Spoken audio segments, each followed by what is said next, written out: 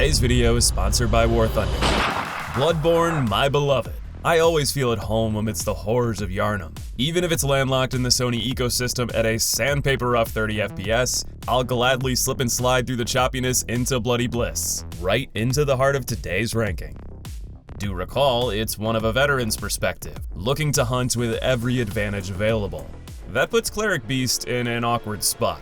If you intend, as I do, to kill blood-starved beasts first, opening the Upper Cathedral ward, there's no need to obtain the Hunter's Chief emblem to open its gate. By the time I remember to round back for the Sword Hunter badge Cleric holds, the Unholy Furball is little more than a striking dummy. If you do face it early, scouring Central Gehrman and a limited Cathedral ward for 16 Bloodstone shards is child's play. That's more than enough to enact serrated slaughter. For today's build, we'll be using the Saw Spear until we raid Cainhurst Castle early for the Shikage. We'll match it with the Evelyn Pistol to lay the blood-tinged boom.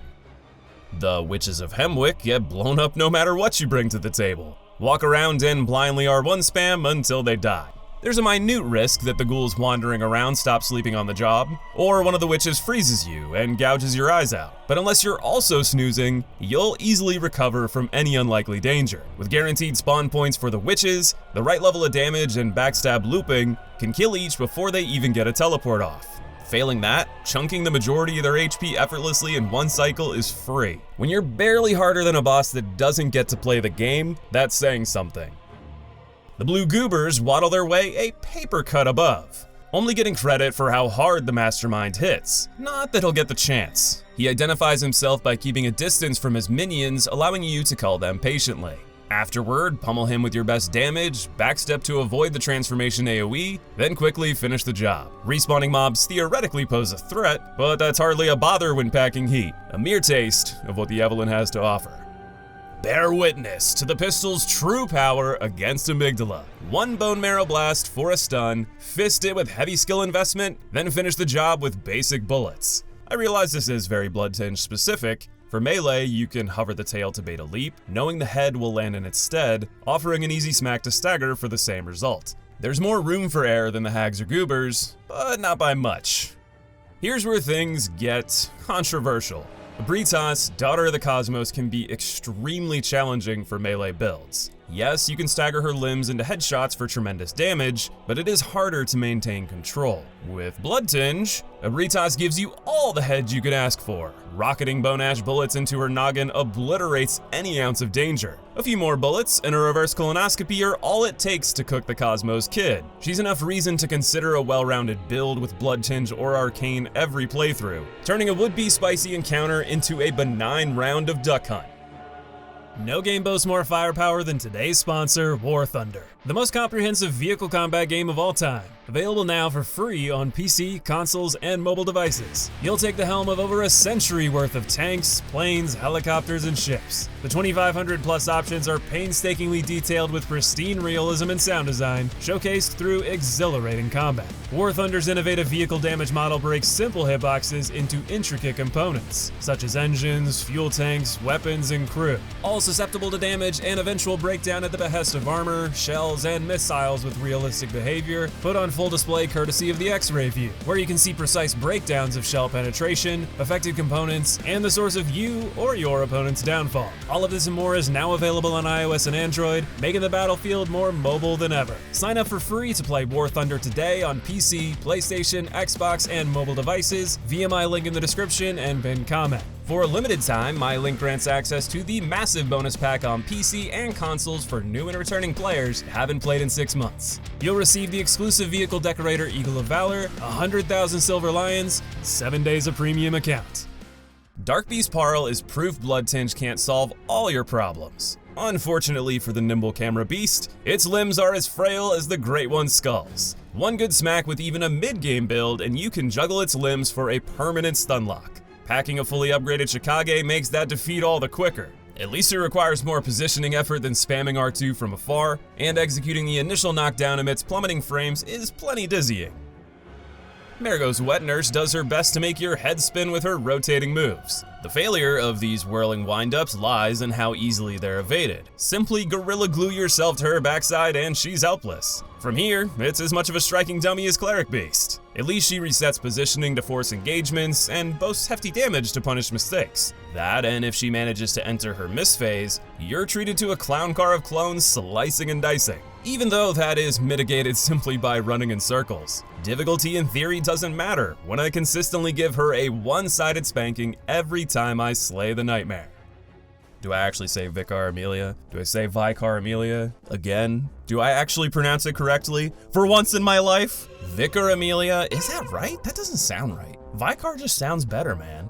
Vicar Amelia might be just the danger we're looking for. Her hitboxes and attack radius are absurd, with tremendous early game damage as a kicker. All the while you're forced to be aggressive to out DPS her heals, making counter hits more likely. Why then does Amelia wade in the kiddie pool? It's all in the limbs. Powering up with Beast Blood and Flames, you can rotate her body to devastate each extremity, keeping her stun-locked. Each bit builds Beasthood, increasing your damage. Sure, the cost is increasing damage taken, but that's hardly relevant when she's writhing in too much agony to attack.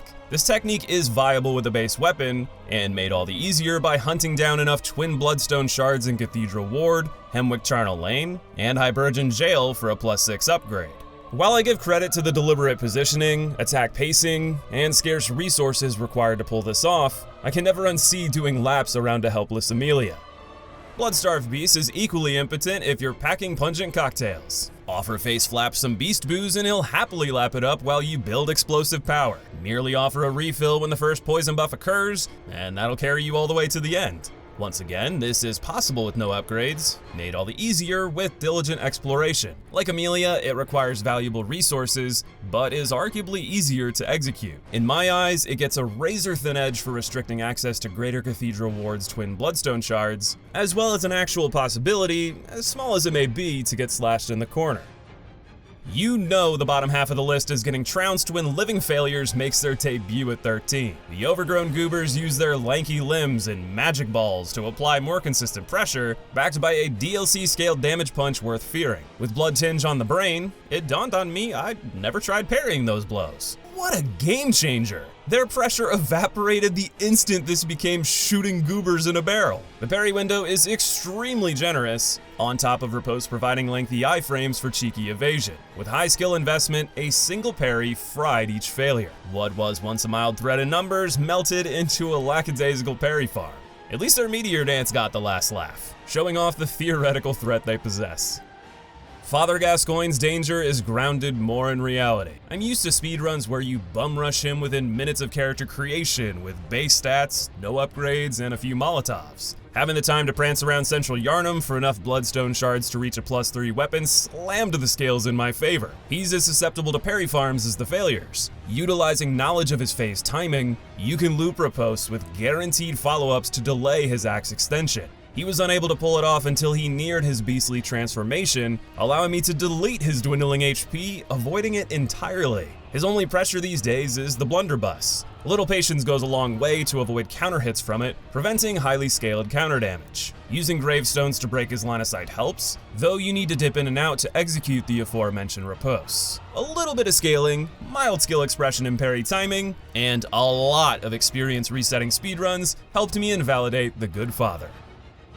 Mikolash, host of the Nightmare, is another fight where knowledge wins out, giving you full control of corralling him. In doing so, the puppets end up posing more of a threat than the man himself. The first fight is an act of exhausting R1 spam, sidestepping the auger while stamina replenishes, repeating until half HP. The second bout, on the other hand, has greater points of failure. Dropping into his arena is similar to Stray Demon, complicating your opener through force fall damage. It's particularly spicy with Mikolash attacking the instant you drop. But what if I told you this was avoidable? He's programmed to wait outside the room and dash inside when you get close, gating you out. A well-timed leap and plunge attack can catch him, allowing you to sprint into the Thunderdome early. An equal start alters the tempo greatly in your favor. His one addition that strikes fear in the hearts of many is a Call Beyond, a spell that tracks with layered instances of damage to exploit iframes. It requires patience, backing off when you notice the loud overhead clap, followed by a timely quick step forward. If you can manage this, the second phase is neutered. Though, even if the moving parts are within your control, the possibility for that order to fall into chaos with a minor lapse in judgment is high. It feels crazy to say Mikolash requires more vigilance, patience, and execution than bosses like Amelia or Gascoigne, but I have to be honest with my experience. If I'm gonna die, it's more likely to be to the Madman than anything thus far. The same is true of the One Reborn. I can do all the right things, kill the maidens above, tackle the legs with patience, avoid the bloodburst AoEs, all while doing my best to avoid letting the bodies hit me to the floor. Yet all it takes is one misstep to get chunked into a swift death. Red flashing tells do at least give a good indication when limbs will burst or body rain is inbound. Like many of our bottom dwellers, this fight is best controlled through limb damage. Enough damage to the hooves knocks the mage weak point, a boon for both damage and reprieve to heal. Doing so made me realize how rash I was in the past, shoving myself headlong into its torso kickers and complaining about unavoidable damage. Patience and taking advantage at the right moments goes a long way. Like Mikolash, it is on the easier end, but quickly spirals more than anything thus far in the event you do misstep. In contrast, Gehrman the First Hunter is all about quick twitch skill. His attacks swift, his damage imposing, backed by a deep move pool demanding intense reaction speed. Yes, he is parryable, but the timing from an attack animation to the active hitbox is small enough to complicate consistency. From a sheer combat perspective, Gehrman is leagues above anything thus far. So why does he barely crack the top 10? Gehrman is a test of your diligence. If you speedrun the game with minimal leveling, blood gem farming, or weapon upgrades, he will pose a tremendous final test. If the average beginner experience of investing mildly in these areas, leveling without excessive echo farming, nabbing some decent blood gems, and getting a plus 10 weapon, he'll be tough, but very manageable. If you're a veteran exploiting every avenue to high power, pig-fisting your way to high levels, farming winter lanterns for cursed gems, or exploring chalice dungeons for the peak of Bloodborne scaling, Gehrman gets mollywopped. Mistakes become meaningless in the face of a boss never scaled with a later release DLC or endgame chalice builds in mind. He's exploited by the purpose of this ranking, using everything available to win. It is a rewarding finale though, a measure of how well your skills as a hunter can outpace the first of your kind. Ending his dreams leads to the Moon Presence, a boss I'm sure many of you are flabbergasted to see here. It's as simple as having more personal trouble with it. The erratic tail attacks are mixed well with swipes into devastating combos, throttling your HP in the blink of an eye, followed by quick repositions that exploit your range with long distance counters. Your saving grace is the 1 HP flash, which is less scary than it looks, serving as a fun way to rally back your HP through free damage. Even if I can recognize everything the boss does, that doesn't mean I'm effective at evading any of it in practice. I feel the least in control of this fight of anything on the list, through sheer inexperience. I fight Moon Presence so infrequently compared to others that it's one of the bosses I'm most likely to die to in a given run. This is in part because there's plenty of fights where I clobber it without much fanfare, giving me less opportunity to learn from my failures. That leaves Moon Presence in a tricky spot to rank. If you ask me on another day, this spot could change dramatically, but in this very moment, I would bet on myself to make it through Gehrman Deathless over Moon Presence, enough to ascend above him.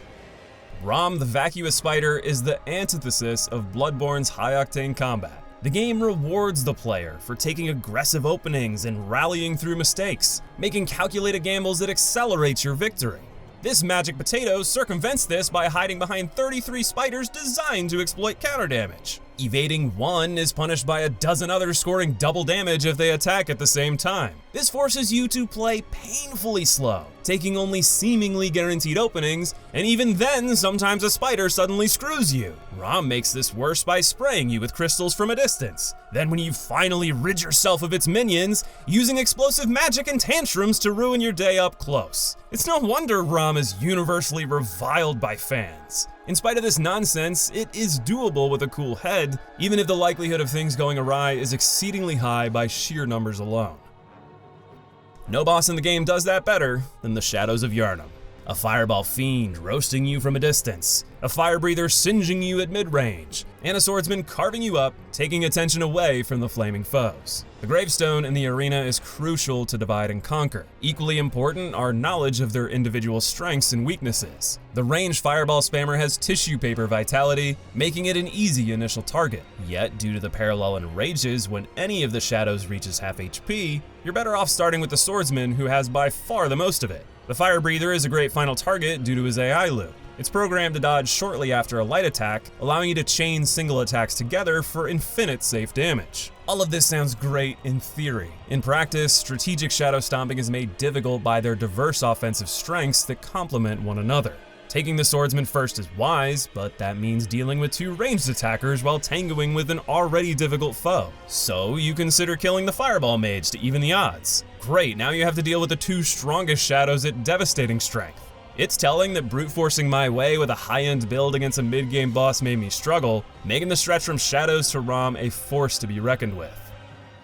Yet there's no base game boss mightier than Martyr Logarius. Yes, I did face him rather early for the Shikage with a poorly gemmed +6 saw spear, but it only made an already imposing challenge more oppressive. I recall relying on parries to best him, an underwhelming strategy in Phase 1. The initial encounter is far more mage than melee, deferring to scuttling away and raining arcane hell. His constant retreats and well-paced animations make him hard to backstab, while his quick counters make him scary to attack more than once on stuns. This is followed by a second phase with full aggro melee that is terrifying if you struggle to parry, which I did. This was in part due to the Evelyn, which has an odd angle and firing animation. When I switched to the base pistol, I had a much easier time. In spite of that, I can't deny his unrelenting pressure from first phase mage to second phase melee is brutal, enough to outshine any of his base game peers.